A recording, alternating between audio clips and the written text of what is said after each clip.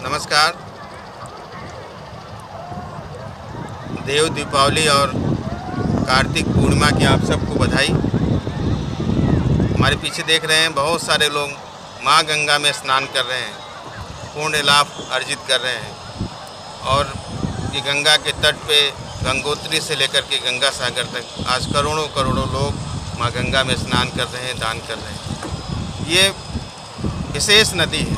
माँ गंगा का जो स्थान है भारत की आत्मा है।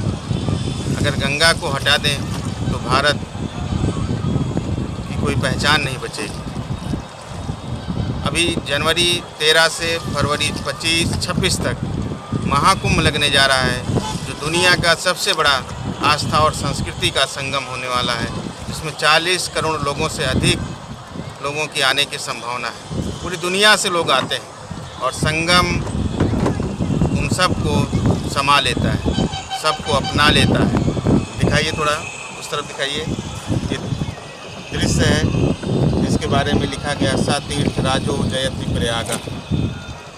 कितना मनोरम दृश्य है, रमणीय दृश्य है। और 4 जगह कुंभ लगता है पूरे देश में, नासिक, उज्जैन, हरिद्वार और प्रयाग।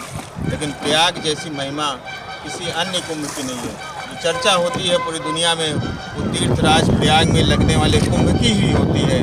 और पिछली बार 2019 में, उसके पहले 2013 में जो यहाँ पे महाकुंभ लगा था, 2019 में अर्ध कुंभ था, उसकी चर्चा आप लोगों ने मीडिया के माध्यम से या जो लोग आए होंगे वो देखे ही होंगे। लेकिन इस बार और भव्य तरीके से कुंभ को और सुंदर तरीके से बसाया जा रहा है और इसकी व्यवस्था में सारे सिस्टम लगा हुआ है। मैं अपील करता हूँ कि दुनिया में जो माँ गंगा से प्रेम करते हैं, जिनकी आस्था माँ गंगा में है, वो इस बार के महाकुंभ में ज़रूर पधारें प्रयागराज और मुझे भी सेवा का अवसर दें।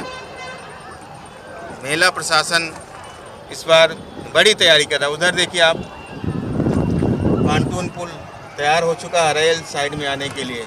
2 पांटून पुल इधर भी बन रहे हैं, एक जाने के लिए, एक आने के लिए। मेरे ख्याल से 2 और बनेंगे। इस बार 30 से अधिक पांटून पुल बनाए जा रहे हैं यात्रियों की सुविधा के लिए। और अखाड़ों की चर्चा हो चुकी है, अखाड़ों को भी ज़मीन आवंटित होने वाली है।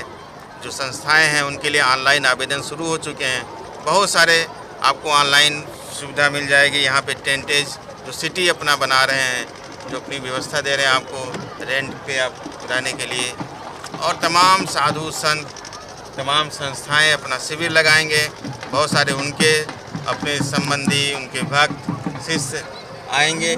और मेला प्रशासन के द्वारा भी यहाँ पे रैन बसेरा टाइप का, या आप कह लीजिए कि बहुत अच्छी सुविधा युक्त व्यवस्था टेंट सिटी की दी जाती है, जो बहुत कम पैसे में वहाँ पे रहने की सुविधा मिल जाती है। और बहुत सारे दुनिया में ऐसे देश हैं जिनकी आबादी इस महाकुंभ की आबादी से कम ही होगी।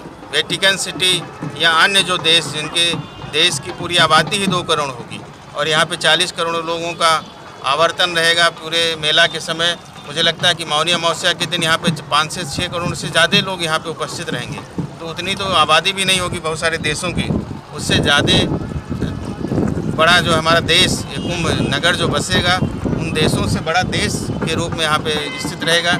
और माँ गंगा की ही कृपा से और कोई असुविधा नहीं होती, कोई किसी प्रकार की घटना नहीं होती। माँ गंगा की ऐसी महिमा है। और देवराहा बाबा ने कहा भी था कि माँ गंगा ब्रज का रज और जगन्नाथ का भात, 3 जो कलयुग में साक्षात देव हैं। माँ गंगा की अगर हम बात करें तो माँ गंगा में ब्रह्मा, विष्णु और महेश, अगर माँ गंगा की अवतरण की आप कथा पढ़ेंगे तो ब्रह्मा जी अपने कमंडल में गंगा जी को लेते हैं, भगवान विष्णु के चरणों से गंगा जी निकली हैं, और भगवान शंकर के जटाओं से होकर के गंगा जी निकली। इस प्रकार से अगर हम देखेंगे तो ब्रह्मा, विष्णु और महेश तीनों एकाकार हैं माँ गंगा के अंदर, तीनों का सम्मिलित रूप है। माँ गंगा इस देश की आस्था और संस्कृति की प्रतीक हैं। और भारतीय एकता की अगर हम बात करें, भारत की एकता की बात करें, उसमें माँ गंगा का बहुत बड़ा योगदान है।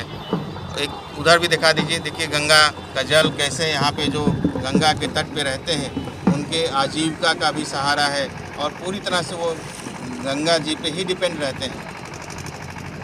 गंगा की अगर हम बात करें तो 40 करोड़ से अधिक लोगों को जो गंगा के तट पे बसे हैं उनको अन्न और जल प्रदान करती है।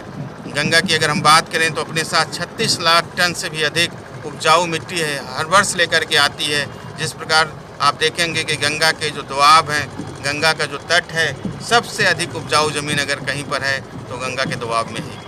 अगर बायोडाइवर्सिटी की आप बात करेंगे तो लाखों प्रकार के जलीय जीव जंतु, वनस्पतियाँ, मछलियाँ, जितने भी प्रकार के जीव जंतु आपको गंगा के बेसिन में मिलेंगे उतना किसी और जगह पे नहीं मिलने वाले।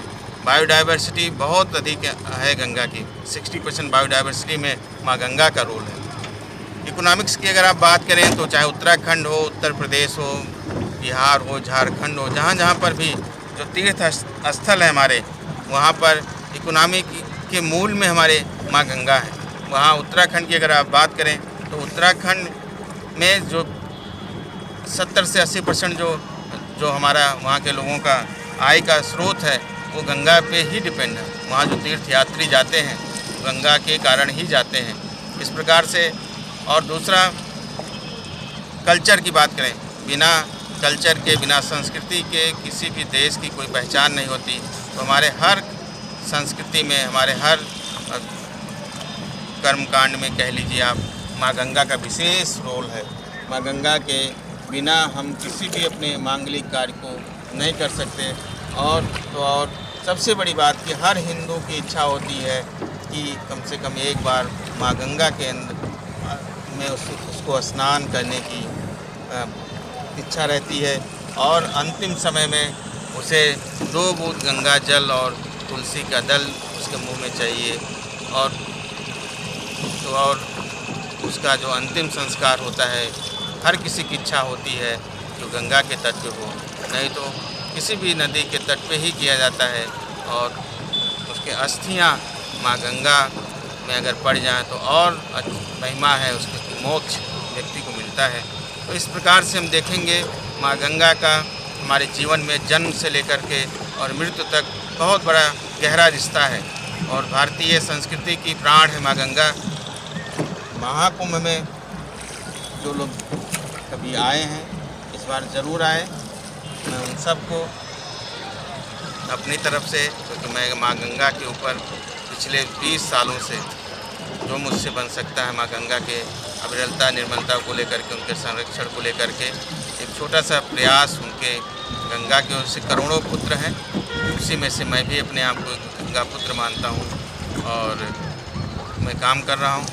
मुझे माँ गंगा अपना आशीर्वाद दें, साहस दें, बुद्धि दें ताकि उनके लिए कुछ कर पाऊँ। यही इच्छा व्यक्त करते हुए मैं अपनी बात पूरी करता हूँ। मेरा नाम डॉक्टर प्रमोद शर्मा है। मैं इलाहाबाद विश्वविद्यालय के संगठक महाविद्यालय CMK डिग्री कॉलेज में रसायन विज्ञान विभाग में असिस्टेंट प्रोफेसर के पद पर कार्यरत हूँ। धन्यवाद।